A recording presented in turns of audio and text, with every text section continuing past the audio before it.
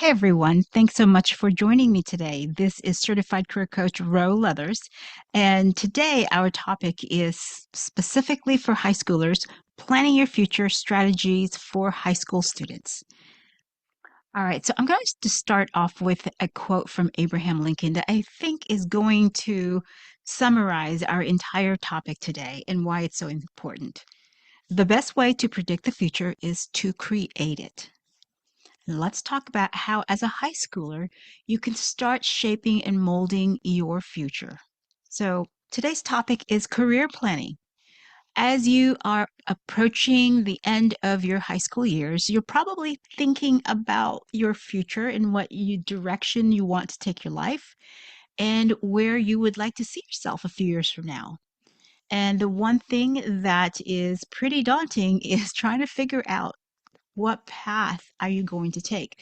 Some of you already know. Some of you are college bound, which is great. You probably have an idea of what type of career you're going to have. Some of you may be interested in going to a trade school, learn a trade, and move faster into your career, and that's also great. But there's some of you that might still be a little bit hesitant as to what exactly you should be planning now and what steps you need to be taking to get on the right track. So today we're going to talk about why career planning matters.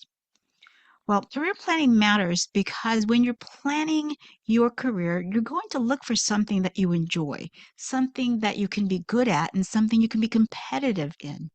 And so career planning allows you to align whatever interests and hobbies and strengths you have with potential career paths. And the earlier you begin planning this, the more confidence you have because now you have a sense of what your future is going to look like. You also have an understanding of the things and the information and the knowledge and the training that you might need. So what's happening then is you are moving forward in your career, or at least the direction of your career, with some knowledge. And knowledge is always something that you can use to build self-confidence. All right, so how do you build self-confidence? It always begins with self-discovery. And how you do that is you take assessments of your interest and your hobbies.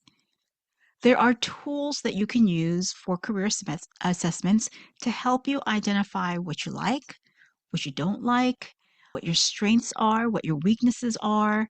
And there are assessments that you can take online for free that will kind of help you narrow down potential career paths based on your answers. And we'll talk a little bit about this in the next slide. And then we can also look at your hobbies and extracurricular activities. Hobbies are what you're interested in, and usually when you're interested in something or passionate about something, you want to learn it inside out. You know a lot about it, you read up on it, and maybe there's activities that you participate in. And so a hobby is something that really could create a career out of that because every hobby and every interest has a business wrapped around it. And when you think about that, when you have a hobby, there's equipment that you buy, there's books that you read, there's activities. So when you think about it as a framework, those are actual businesses. And if your hobby or passion is strong enough, that could be a potential path for you. So when you're looking at the hobbies that you participate in, and if not technical skills or hard skills, hobbies and extracurricular activities help develop your leadership skills, your problem solving skills, and help you learn how to collaborate with other people. Collaboration is going to be a very big thing in the workplace. Learning to work with people on teams and teams with other teams, people in your department, people outside of your department, people across the company. So, collaboration and learning how to be a team member is very important. And you can learn that through, like I said, extracurricular activities, sports, and clubs like this one that you are participating in. So reflect on your values and your passions to assess what's important to you.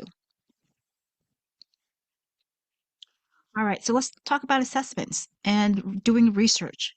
Once you have an idea of what you want to do, or even if you don't, you can start researching things that interest you.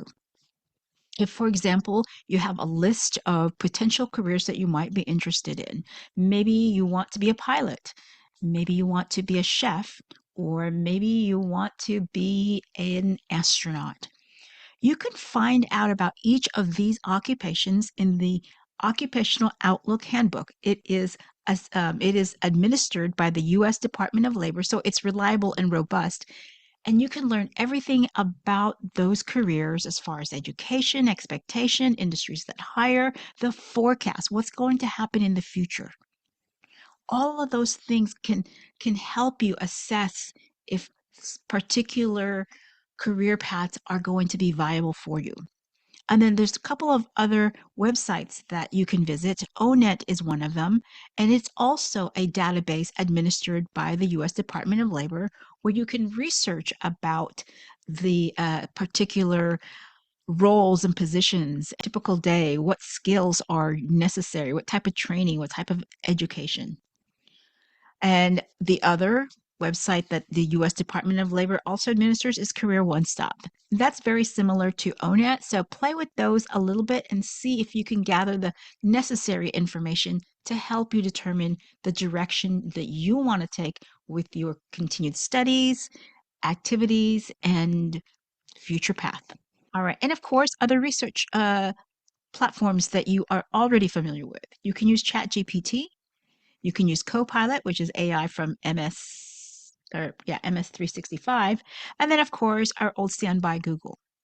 Just do research. Any questions you want to ask about a particular career path, toss it into one of these and see the information that comes up. All right, so let's talk about college versus trade school and how do you decide your path? Once you have an idea of the career that you're interested in, research the level of education you're going to need. There are some careers that only require a high school degree and maybe an associate's degree.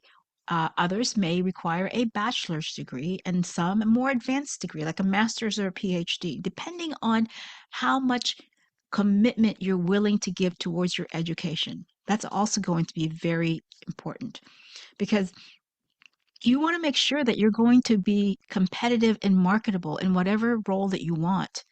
So in order to be marketable and competitive in the workplace and get the top paying jobs, you have to invest in yourself.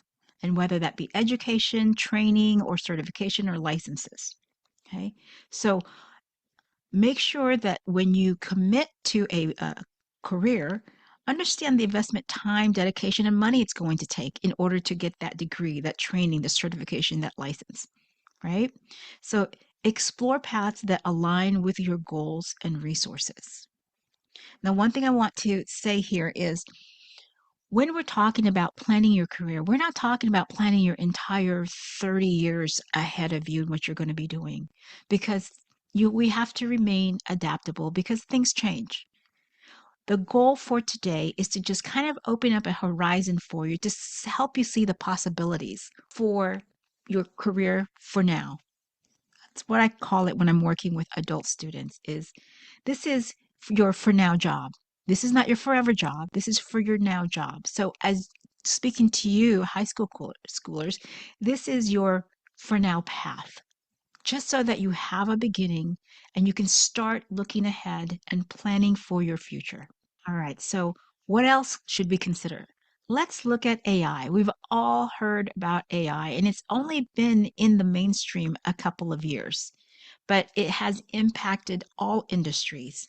So when you're looking at a career path, start considering how AI has impacted that industry. There's a lot of talk about how AI is going to take over jobs and people are going to be out of jobs and their positions are going to be obsolete. Well, yes and no. AI may get rid of some jobs, the entry level jobs, but imagine how the demand for understanding and implementing AI has grown as well. So, again, this is part of that adaptability I was talking about. AI is impacting nearly everything, automation, digital tools, everything that we could possibly think of, and it's moving very quickly. So when you have a chosen field, start researching how is AI impacting it? What new innovations are being implemented? And where is this industry going? Where is it going to be 5 years from now? And what this means is that you'll have to research a little bit, have to learn a little bit about that industry. What's happening now? Where is it going? How's it impacted? And what area is growing so that you have a better understanding of the type of positions and roles that are going to grow as you enter the workplace. And for example, cybersecurity has grown a lot from where it started from, branching off technology. And then healthcare is always evolving. AI comes in, there's new technologies and innovations being implemented in healthcare, and then renewable energy besides electricity, now solar and wind power. So be progressive in your thinking about your future career. So what does this mean? It means building a flexible career plan. As I said earlier, industries will evolve. That means economies are going to be evolving. Companies have to adapt and evolve as well. And the employment and their employees are also going to evolve. Keep that in mind as you plan. It doesn't mean you shouldn't plan. It means you should have a plan, but be adaptable. Just realize that the jobs today are different from the jobs from 30 years ago.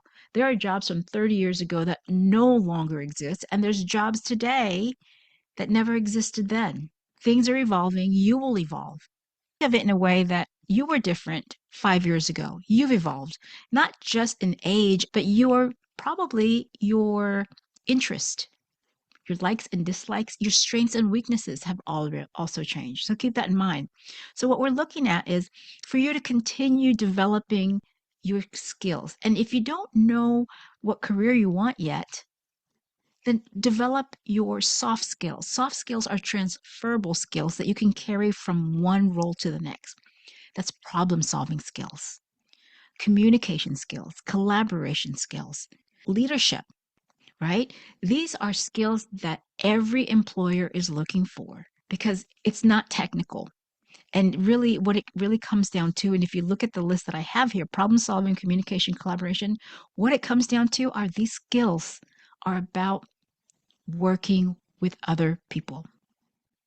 And believe it or not, you may be experiencing some tension with your classmates. That also exists in the workplace. And so learning those skills become very important and you become valuable when you become the person who can work with other people really, really well. Keep learning through online courses, free online if you're not ready to go to college yet. Look at internships. Volunteering is a great way to test out careers. Because when you volunteer, especially for a nonprofit, they don't ask for skills. They don't even ask for experience. They just ask that you dedicate time and you are a reliable volunteer.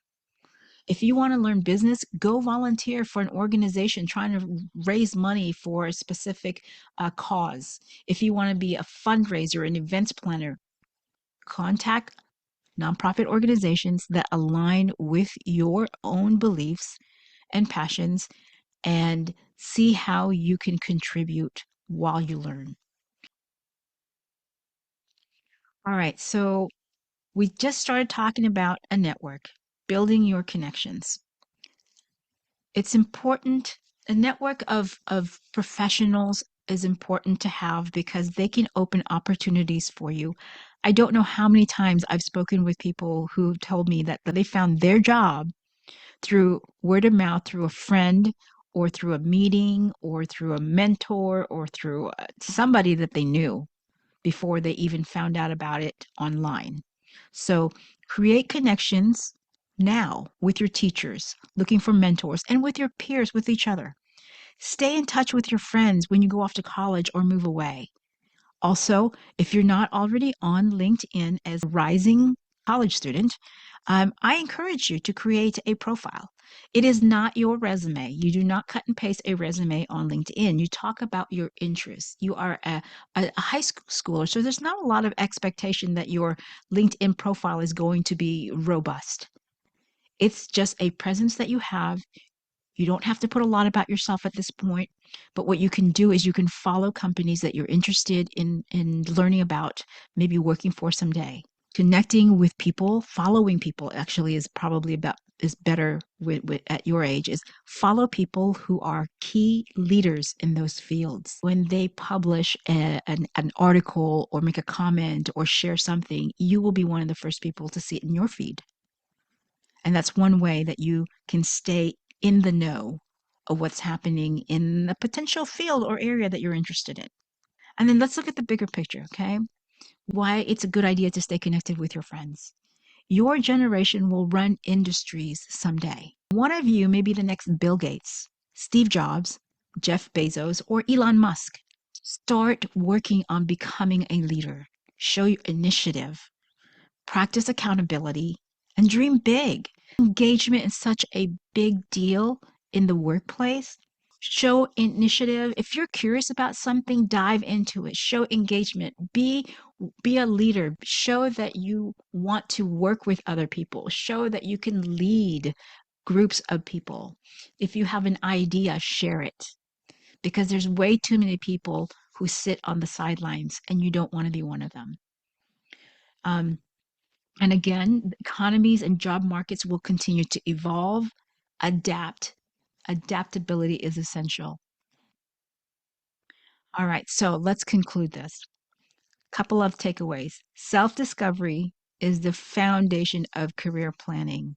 You have to know what your talents are, what you like, what you dislike, because you're going to do a lot better pursuing something you like than chasing the money. I don't know how many students I have worked with, adult students, who went into technology or IT of some sort because they followed the high salary and the future, but they struggled through the classes. Even when they graduated with a degree, they didn't know what to do with it. Make sure that, or at least try to make sure that your career choice aligns with your strengths and what you like and what you can do good. Because if you like doing it, if it's a passion of yours, you've been doing it for years now, you know it inside out, and you are knowledgeable in it because you've researched it, you've read about it, and you did it all the time. Okay?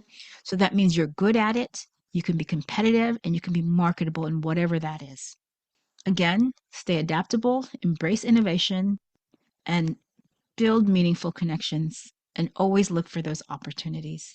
If you have any questions, feel free to email me at 3amcareercoach@gmail.com. And I invite you to visit my channel to find everything and anything you could possibly think of about careers, planning, resumes, interviews, how to find a job, how to fix your resume, how to make connections, how to network.